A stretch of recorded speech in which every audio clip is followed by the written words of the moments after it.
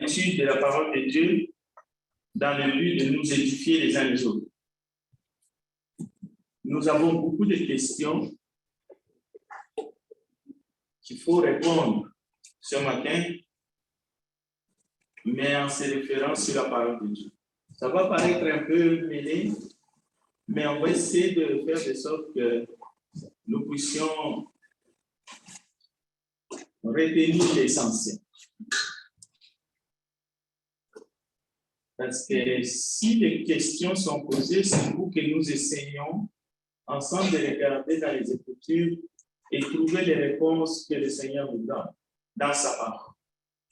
Alors, voici les langages bibliques. Il y a les langages bibliques, c'est-à-dire il y a les vérités qui sont dans la parole de Dieu, mais le monde aussi a son langage et parfois le monde présente des contre-vérités, c'est-à-dire il y a des gens qui croient à la création et il y a des gens qui croient à l'évolution. La création nous est donnée, nous est enseignée dans les Écritures. Mais l'évolution, c'est la science. Ce n'est pas une vérité. Ce sont les humains, à partir de l'expérimentation, ils sont arrivés à des conclusions. Alors, ce matin, ce n'est pas la création contre l'évolution, mais c'est un autre thème. La question est venue nous chercher ici. Nous allons essayer d'éclairer, parce que nous ne savons pas qui est tombé sur ces documents, qui a reçu, qui a lu, qu'est-ce que les gens ont gardé dans leur tête. C'est pour cela que nous apportons la clarification. Alors, voici le langage que Dieu a utilisé pour communiquer avec nous. Vous trouvez ces langages, vous trouvez cette vérité ou ces vérités dans le livre de la Genèse. Donc, au commencement, Dieu créa les cieux et la terre était informe et vide et il y avait des ténèbres à la surface de la terre. Quel langage nous voulons aller voir ici? Genèse chapitre 1er. Alors, c'est simple. À partir du verset 5, vous allez trouver « Ainsi il eut un soir et il eut un matin. » Ce fut le premier jour.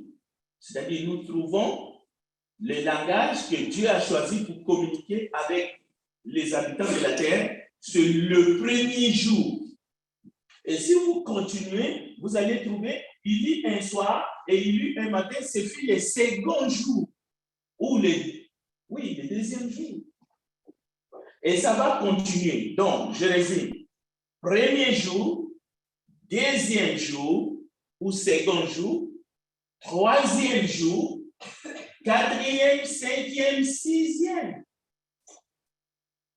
Peu importe les traductions, que vous les lisiez en anglais, mais on peut commencer d'abord en grec, en araméen, tout ce que vous voulez.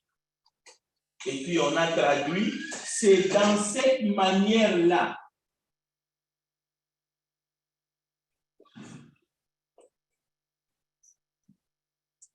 Premier, second, troisième jour. Voilà comment Dieu nous présente dans les Écritures la manière de compter les jours. Et au chapitre 2, verset 1, ainsi furent achevés les cieux et la terre et toutes les armées. Dieu acheva au 7e jour. C'est-à-dire, peu importe, je ne suis pas en train ici de dire que les chiffres arabes ou bien le français, non, a été inspiré par Dieu, non. Mais plutôt la manière de compter les jours de la semaine, c'est du 1er au 7e. C'est comme ça que la Genèse nous le présente. C'est simple. Maintenant, voici un langage, un autre langage humain. Quand je dis langage, langue, tout ce que vous voulez, mais ici, c'est plutôt la manière de lister les jours de la semaine. Alors, on a utilisé peut-être une autre langue, le latin, je parle n'importe quelle autre langue, mais attention, c'est chaque terme qui est choisi a une signification, une connotation qui n'est pas inspirée, mais qui est même diabolique. Parce qu'il s'agit des dieux ou des déesses qui n'ont rien à voir avec le vrai Dieu du ciel. Donc les humains, ils ont décidé, bon, on va appeler le premier jour comme si, on va appeler le deuxième jour comme cela, ainsi de suite. Alors, on ne va pas trop perdre du temps, mais quand même, j'aimerais que vous puissiez comprendre le Dieu manière de nommer les jours de la semaine. Alors, ça commence par les samedis, par exemple, qui étaient les jours du dieu Saturne. Saturne, je ne sais même pas comment on prononce ça, mais ça fait référence à quelque chose ou à quelqu'un, à un être qui n'a rien à voir avec le Dieu du ciel, mais plutôt la mythologie. Alors, le dimanche était le jour du sol, Solis Dei, c'est-à-dire aussi, on nomme un jour de la semaine que l'homme n'a pas créé. L'homme n'a ni créé le premier jour, ni le second jour, ni le troisième jour, comme nous lisons dans la Genèse.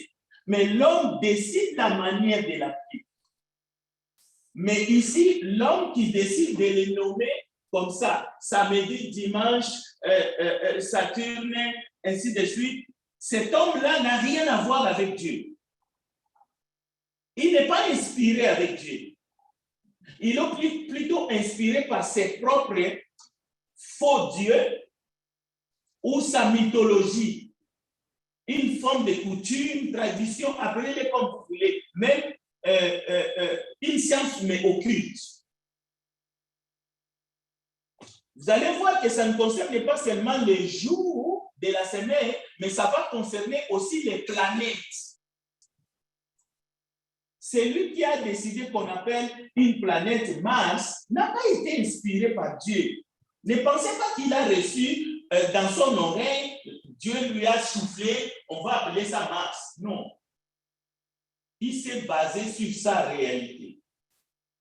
Alors, le mardi, le mercredi, le jeudi, Mercure, ça va continuer. Jupiter, les jours de Jupiter, Jovis Dei, le vendredi, ainsi de suite. Mais ce qui est important, c'est que vous allez remarquer dans les deux tableaux que vous voyez, l'ordre change. L'ordre change. Dans la Bible, le premier jour, c'est toujours le dimanche. Si on fait une comparaison. Mais par contre, dans l'invention humaine, le premier jour devient lundi. C'est ça qui est beaucoup plus important, ça nous intéresse. Parce que l'ordre change. D'un côté, le 7e jour, c'est samedi, selon la Bible, où Dieu se reposa, selon les livres de la Genèse. Mais ici, de l'autre côté, selon les humains, selon leur choix, le 7e jour, ce n'est pas samedi. Ça devient dimanche. Parce qu'ils ont choisi lundi comme le premier jour. Unilatéralement comme ça par convention. Ça n'a rien à voir avec Dieu. Ça, c'est le premier point. Pourquoi nous abordons? C'est pour qu'on n'attribue pas cette entreprise, cette partie-là que vous lisez, qui est encadrée à l'Église de Jésus, que Jésus a bâti. L'Église de Jésus-Christ n'a rien à voir avec ça. N'a rien à voir. Le Saint-Esprit n'a rien à voir.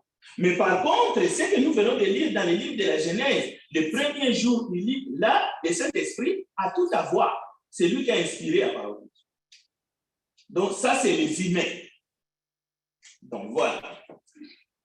Alors, il ne faut pas trop donner d'importance à ce que l'humain fait dans le but, soit de tromper ou de changer l'ordre des choses de la manière que Dieu l'a fait. On n'a pas besoin de donner trop d'importance.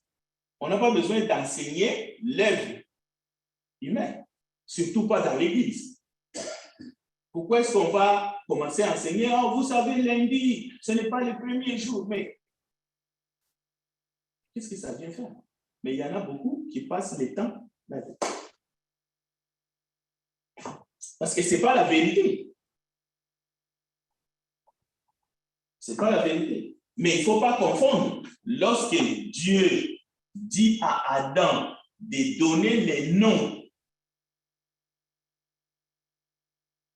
aux animaux, aux oiseaux, Adam reçoit l'ordre.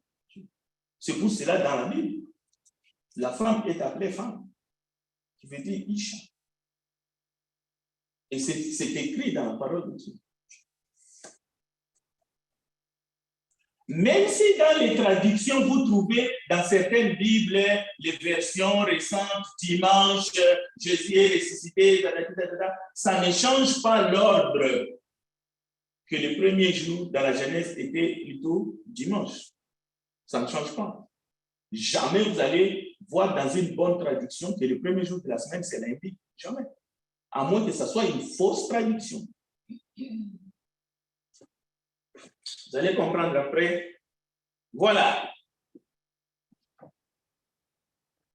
On nous reproche parce que ce document a atterri ici, peut-être d'une manière un peu pas camouflée, parce que la personne est peut-être entrée ici pour venir nous le déposer un peu partout. Je l'ai retrouvé. Je ne sais pas qui a lu. Moi, j'en ai trouvé plusieurs que j'ai ramassés pour débarrasser la salle de cet enseignement. Mais peut-être que vous vous posez des questions. Pourquoi est-ce qu'on se réunit ce matin, le dimanche, premier jour de la semaine, et pourtant, dans le monde, le premier jour de la semaine sera demain, pas aujourd'hui. La semaine se termine aujourd'hui. Le premier jour de la semaine va commencer demain. Mais nous, on se réunit le premier jour de la semaine. Peut-être que vous vous posez des questions, étant donné que c'est rentré ici et ça a été placé dans le siège, on répond, on éclaire les enfants de Dieu selon les Écritures. Alors, pourquoi les adventistes du 7e jour adorent le samedi, qui est le 7e jour, et les autres dénominations ne le font pas? Nous ne sommes pas une dénomination d'abord. C'est à tort qui peuvent nous assimiler aux dénominations. Nous sommes l'Église du Christ. Cette dénomination, c'est une appellation que les hommes donnent pour désigner un groupe religieux, soit-il. Alors, si vous voulez savoir qui nous sommes, il y a une manière de le faire.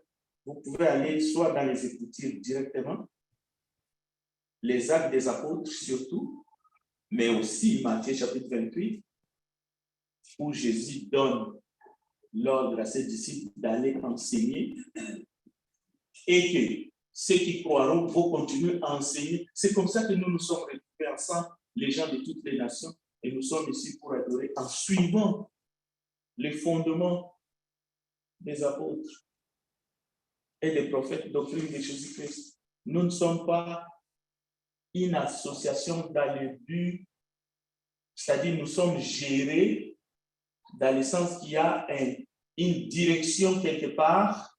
Voilà, c'est ça une dénomination, un siège social avec un chef qui va diriger toutes les succursales. Non, ça n'existe pas. L'Église du Christ est autonome dans chaque ville, organisée selon la parole de Dieu. Nous enseignons l'Église telle que Jésus-Christ a bâti et dont il est le seul chef. Donc, parmi nous, il n'y a pas les dominants, les dominés, non. La parole est la seule autorité. La parole de Dieu est la seule autorité. Alors, d'où vient le dimanche? C'est la question qui nous a été posée. D'où vient le dimanche? La manière de répondre à cette question, si quelqu'un vous demande le dimanche, Je ne sais pas comment est-ce que vous vous êtes préparés pour répondre à cette question. Bon, vous allez voir la mauvaise manière de répondre, mais nous allons aller tout de suite à la bonne manière de répondre. Et nous venons de les voir ensemble dans la Bible. Les dimanches, bien sûr, on l'a nommé comme tel, mais dans les Écritures, dans Genèse, c'est le premier jour de la création. Dieu dit que la lumière soit et la lumière fit. Dieu vit que la lumière était bonne, qu'il a séparé, et voilà, il eut un matin, ce fut le premier jour. Cela veut dire, cette journée, qui est le premier jour de la semaine, qu'on a appelé dimanche plus tard, eh bien, ça vient de la création, c'est Dieu qui l'a créé. Si Dieu n'a pas séparé la lumière avec les ténèbres, il n'a pas fait tout ce qu'il a fait dans Genèse, ça n'existerait pas. Le premier jour de la semaine ne vient pas d'un humain. C'est la bonne manière de répondre à la personne qui vous dit d'où vient le dimanche. L'appellation peut-être vient des humains, comme nous avons plusieurs appellations, comme train. Si on vous demande d'où vient le train, vous n'allez pas dire que le train vient de la personne qui a décidé de désigner le train. Non. Le train vient de la personne qui a pensé et qui a créé la machine. On se comprend? Alors, ça ne vient pas de celui qui a dit. C'est comme la femme. D'où vient la femme? Vous n'allez pas dire que la femme vient de l'homme. Parce que c'est l'homme qui a désigné qu'on va appeler cette belle créature femme. Non, la femme vient de Dieu. La femme vient du Créateur qui l'a façonnée. Alors, 1 Corinthiens chapitre 16, verset 1, nous dit par exemple, pour ce qui concerne la collecte en faveur des saints, on ne prend pas ces versets pour parler de la collecte ce matin. Nous aurons des études sur la collecte, comment donner une prochaine fois. Mais ici, c'est tout simplement pour montrer pourquoi l'Église ne se réunit pas le 7e jour de la création, pas selon les Juifs, selon les Écritures, qui est samedi, le sabbat juif, les sabbats et les sabbats juifs. Mais le 7e jour n'est pas le 7e jour juif, c'est le 7e jour de la création.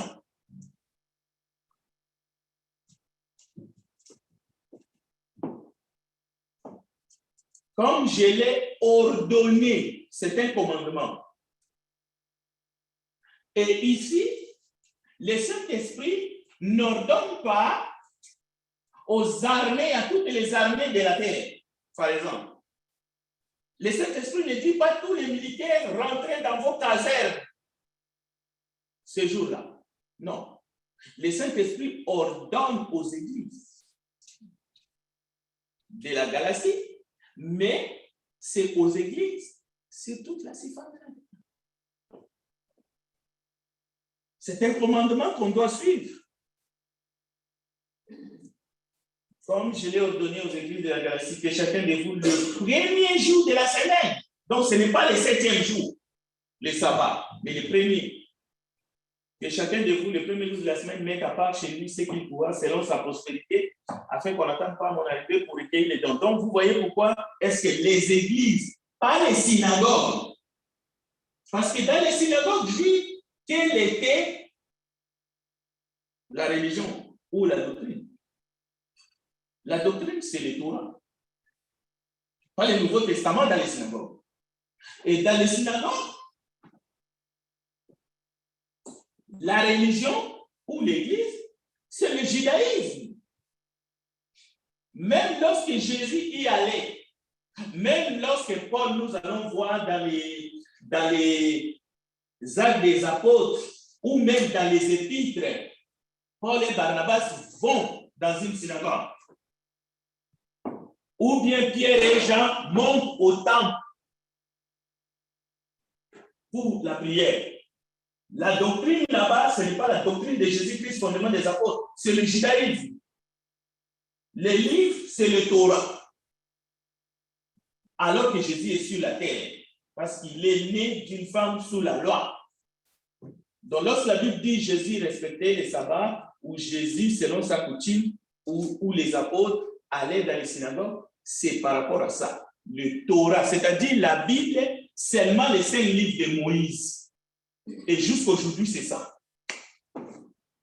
Donc, il faut que ça soit clair.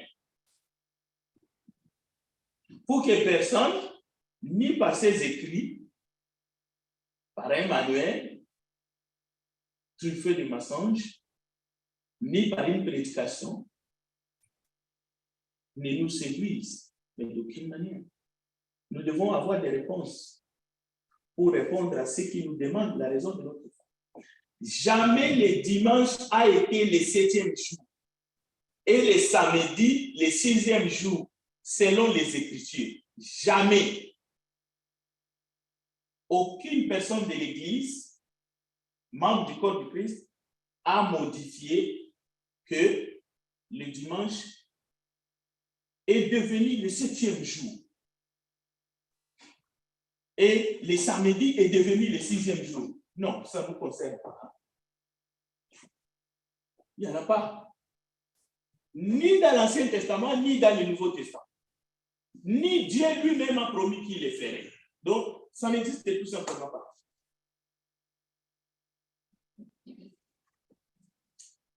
C'est tout à fait une manière profane. Mais il y a une autre notion, le repos. OK? Le repos. Il y a une différence entre samedi, 6e jour, selon le monde profane, et dimanche, dernier jour de la semaine, 7e jour, jour de repos profane. Quand je dis profane, ça veut dire que ça ne concerne pas Dieu, ça ne concerne pas la Bible. La Bible n'a jamais désigné le samedi comme 6e jour et le dimanche comme 7e jour de repos chrétien. Non, c'est profane. C'est-à-dire ça a été choisi de manière unilatérale par des humains comme vous et moi, sans aucune connotation spirituelle. Mais nous en profitons tous. C'est-à-dire que si vous ne travaillez pas les samedis et week-ends, donc vous pouvez vous reposer, mais ce n'est pas un repos spirituel, un repos que Dieu a imposé. Il y a un repos que Dieu a imposé au peuple juif par rapport au sabbat. Nous le verrons plus loin. Ça, par rapport au peuple juif, il y a des raisons pourquoi Dieu leur avait donné le 7e jour comme jour de repos.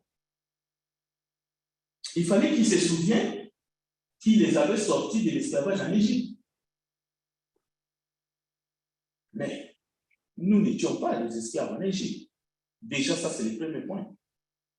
Pourquoi vous allez vous souvenir alors que ni vous, ni vos grands-parents, ni vos arrière-grands-parents ont été esclaves en Égypte. Donc, nous ne nions pas que les peuples juifs ont reçu justement et que ce jour de repos, le 7e, a été sanctifié. Mais dans l'ancienne alliance, il faut préciser.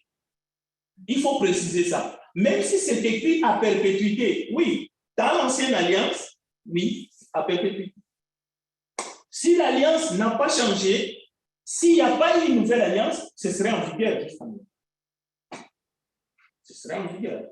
Mais Dieu peut décider d'apporter des modifications dans ces plans. Votre cerveau a besoin d'un jour libre par semaine. C'est ça qu'on nous dit. Votre santé et votre personnalité s'amélioreront. Votre confiance en vous-même augmentera parce que vous avez besoin d'un jour de repos par semaine. C'est ça qu'on nous dit.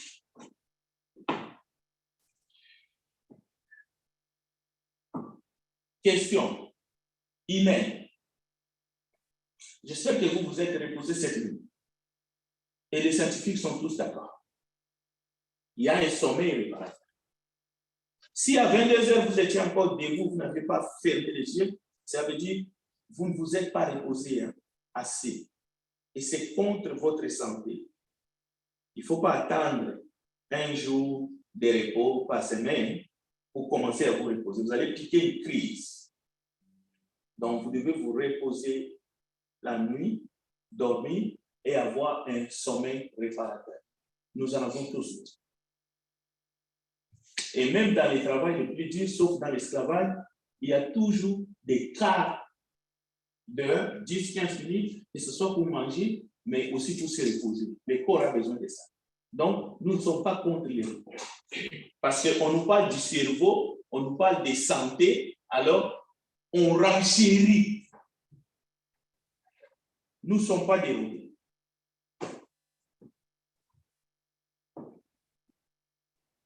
D'accord.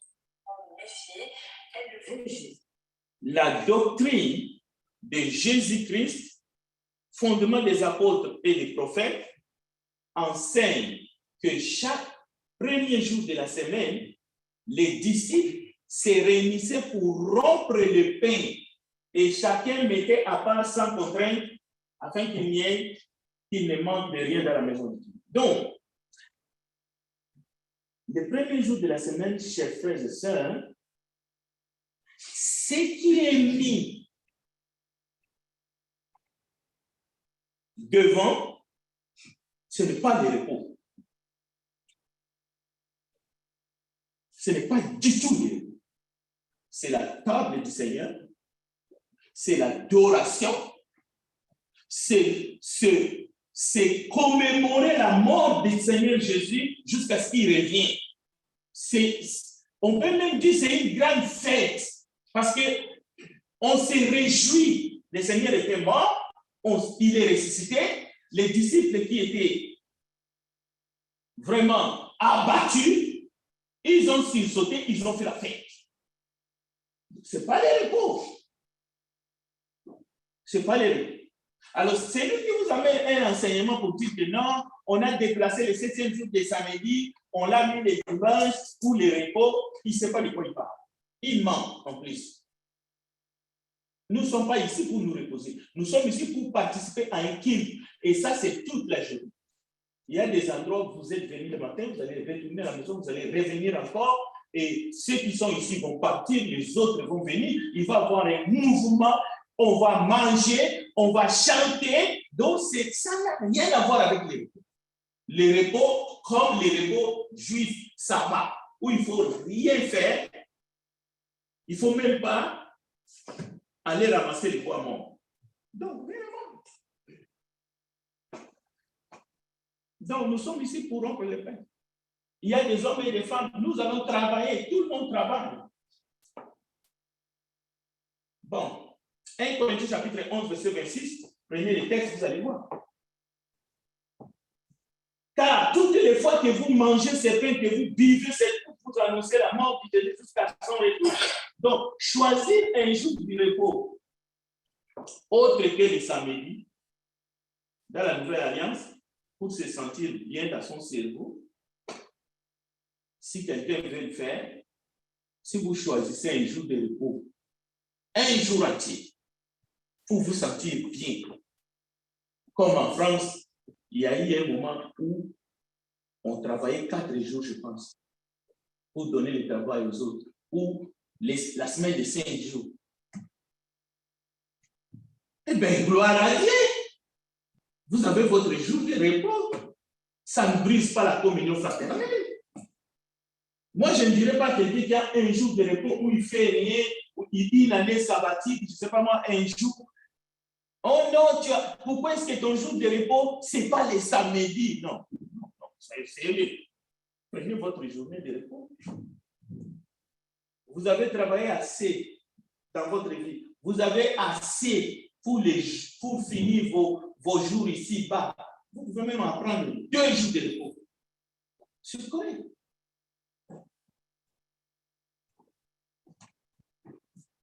Donc, le premier jour de la semaine qui est le dimanche, le jour du Seigneur pour les chrétiens, ce n'est pas un jour de repos. Je ne peux pas, je peux pas insister plus que ce que je fais.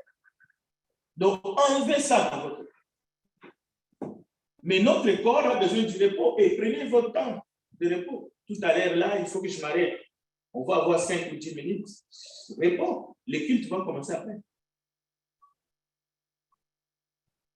Bon, voici un peu l'esprit qui nous guide dans la Nouvelle Alliance. Romains chapitre 14, verset 5. Tel fait une distinction entre les jours, tel autre les estime tous égaux, que chacun ait en son esprit une pleine conviction. Ici, nous ne sommes pas contre quelqu'un. Nous ne sommes même pas en train de juger quelqu'un. Nous sommes en train de donner des réponses à des questions qui nous sont posées. Droit de réponse. Mais notre attitude, le voilà.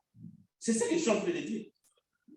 Et si quelqu'un fait distinction entre les jours, il veut trouver une journée spéciale pour jeûner ou ainsi de suite. Rien à voir avec les premiers jours de la semaine où il y a des instructions du Saint-Esprit pour faire la collecte, mais aussi pour rompre le pain, la table du Seigneur.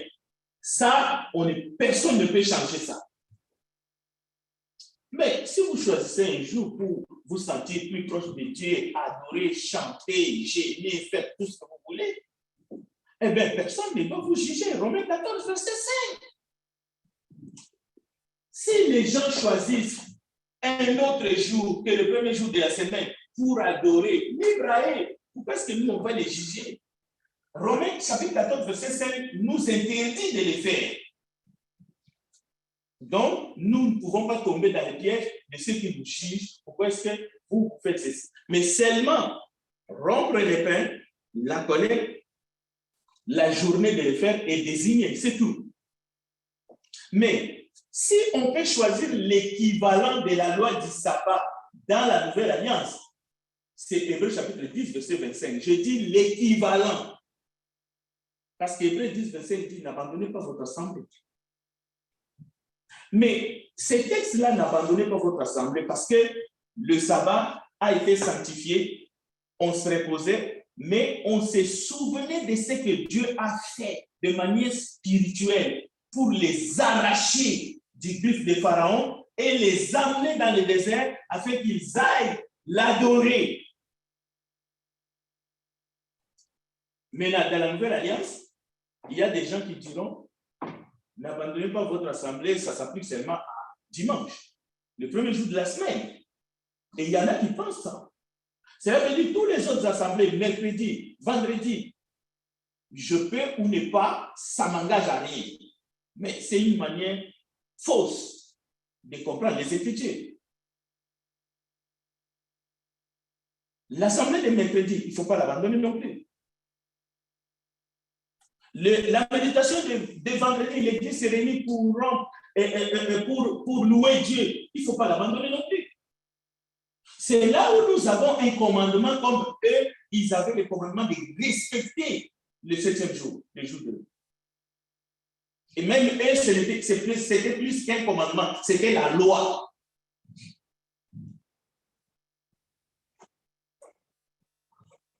Bon, si Dieu s'est reposé le 7e jour, les Juifs ont reçu la loi du sabbat plus tard, parce que Dieu s'est reposé le 7e jour dans la Genèse. Mais Dieu ne s'est pas adoré lui-même. Il s'est reposé du travail qu'il a fait. Il a apprécié tout était bon et même très bon, l'homme et la femme qu'il a créés.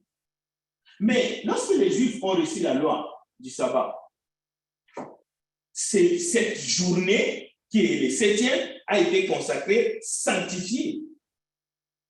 Moïse a amené cette loi. Ce qui va arriver, c'est que le Créateur va penser, pas seulement à cause de l'incrédulité du peuple juif, parce que le texte le dit, mais aussi à cause de ce que Adam et Ève ont fait dans les jardins d'Éden. Donc le Créateur va décider d'envoyer le Rédempteur. Oui, le Rédempteur vient parmi les peuples juifs, il vient d'abord pour le peuple juif. Okay? Mais le Rédempteur est venu pour les peuples juifs et pour toutes les nations du monde. Voilà pourquoi un nouveau culte, une nouvelle alliance, des prérogatives nouvelles, et nous allons arriver au culte d'adoration du premier jour de la semaine, qui ne concerne pas seulement les nations, c'est-à-dire les non-juifs, mais qui concerne les juifs et les non-juifs. Donc, s'il y a une question qu'on devrait se poser, ce n'est pas le respect du jour, du sabbat. Non. C'est qui est Jésus pour chaque nation sur la terre. C'est ça la vraie question.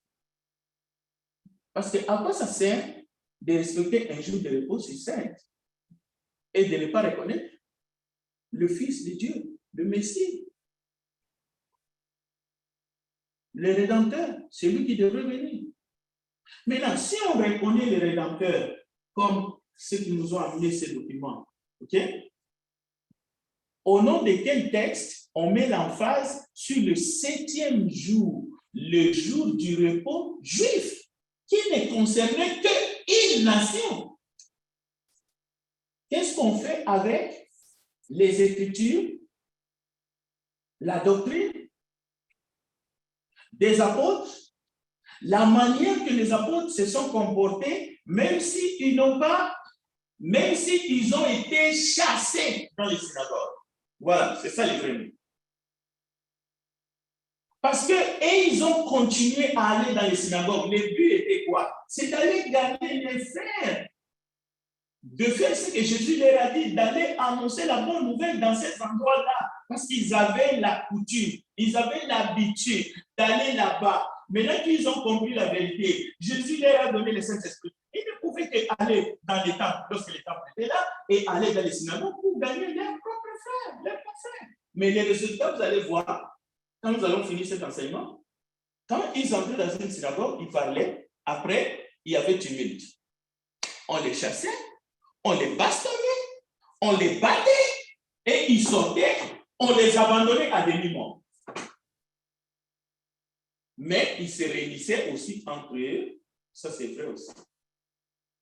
Voilà comment est-ce que nous allons répondre. Il nous reste encore quelques questions à répondre à cette question, parce que c'est tout une brochure comme ça. Nous allons aller pas à pas pour que personne ne soit dans le doute. Il y a quelqu'un qui a une question, un commentaire, le temps nous fait défaut, on doit s'arrêter là.